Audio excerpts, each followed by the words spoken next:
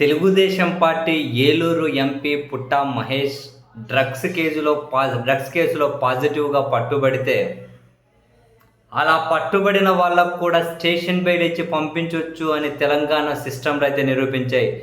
జనరల్గా వాళ్ళను నిందితులుగా కేసులన్నా పెడతారు, విచారిస్తారు. లేదు అనుకుంటే బాధితులుగా కౌన్సిలింగ్ సెంటర్స్కైనా పంపిస్తారు. బాధితులో ఇంకేవీ తెలియలే, విచారణ జరగలే. రాత్రి పట్టుకున్నారు, పాజిటివ్ వచ్చింది. అప్పుడే వార్తలు వచ్చి ఆంధ్రప్రదేశ్కి సంబంధించిన పెద్ద తలకాయలు రంగంలోకి దిగారు అని. అంతే, స్టేషన్ బెయిల్ ఇచ్చి పంపించారు. ఎందుకు అని అంటే రేపటి నుంచి పార్లమెంట్ సమావేశాలు ఉన్నాయట. పార్లమెంట్ సమావేశాలు రేపటి నుంచి పెట్టుకొని అంత బాధ్యతాయుతమైనటువంటి ఎంపీ అయిండుకొని డ్రగ్స్ తీసుకొని పోయి పార్లమెంట్కి వెళ్ళొచ్చా? డ్రగ్స్ అప్పటికప్పుడు ఫ్రెష్గా తీసుకొని వెళ్ళి పార్లమెంట్కి వెళ్ళొచ్చా? ఇంక ఇటువంటి వాళ్ళు పార్లమెంట్కి వెళ్ళి ఎలాంటి చర్చలు జరుగుతారు అన్న డిస్కషన్ అయితే నెట్టింట జరుగుతూ ఉంది. ఈ క్రమంలో తెలుగుదేశం పార్టీ మీద తీవ్ర స్థాయిలో విమర్శలు వచ్చాయి కదా. ఏం సమాధానం చెబుతారు అని చెప్పి ప్రశ్నించారు కదా. సో ఏమీ చెప్పకుండా మౌనంగా ఉండలేరు, అలాగని చెప్పి ఎదురుదాడి చేయలేరు.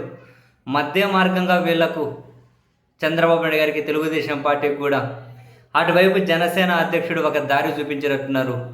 ఇలాంటి విషయాల్లో చర్యలు తీసుకొని ఇలాంటి విషయాల్లో స్పందించడంలో బహుశా జనసేన అధ్యక్షుడు వీళ్ళకి ఇన్స్పిరేషన్గా నిలిచినట్టున్నారు.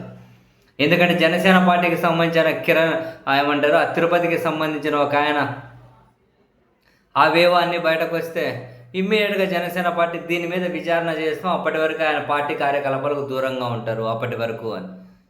అది ఏమైనాయో ఏమో తెలియదు, మళ్ళీ మొదలెడతారు. రైల్వే కోర్టుకు చెందిన జనసేన ఎమ్మెల్యే డైరెక్ట్గా లైవ్ వీడియోలు పట్టుబడితే ఆయన మీద విచారణ చేస్తాం, అప్పటి వరకు పార్టీ కార్యకలాపాలకు దూరంగా ఉంటారు. ఇదొక దారి. ఎవరి మీద ఏమైనా ఆరోపణలు వస్తే అదొక పార్టీ కార్యకలాపాలకు దూరంగా ఉంటారు, విచారణ చేస్తాం. ఇప్పుడు తెలుగుదేశం పార్టీ కూడా అప్పుడు ఆ తెలుగుదేశం పార్టీ మీడియాలో హెడ్డింగ్లు, బ్రేకింగ్లు, చంద్రబాబు గారు సీరియస్ అయితే పార్టీ నుంచి సస్పెండ్ చేస్తారు.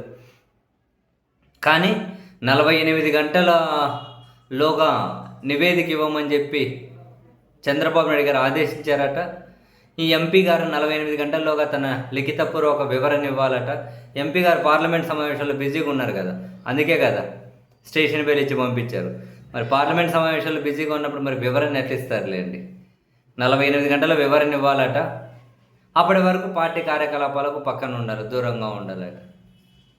ఇది మరి ఈజీ వే. ఏం స్పందించలేదంటే స్పందించాం కదా, విచారణ చేస్తూ ఉన్నాం కదా అధికారంలో ఉన్నవాళ్ళు.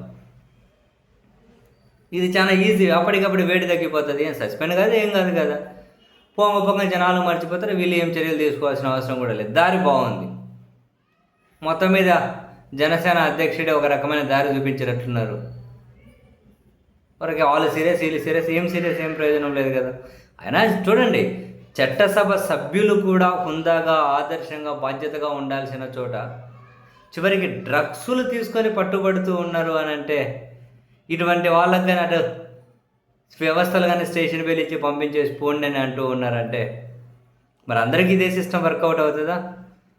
మరి దాంట్లో ఈయనకొక్కరికే కాదు, ఈయనకు ఇంకొక అమ్మాయికి ఎవరికే ఇచ్చారట స్టేషన్ బెయిల్. అందరికీ ఇచ్చేయాలి కదా. మరి అందరూ అదే పని చేశారు కదా. ఒకరికి న్యాయం, ఇంకొకరికి ఇంకో న్యాయం ఎట్లుంటుంది, అందరికీ ఇచ్చేయాలి కదా. ఏమో సిస్టంలో పనితీరు కూడా అలానే ఉంటుందిలేండి.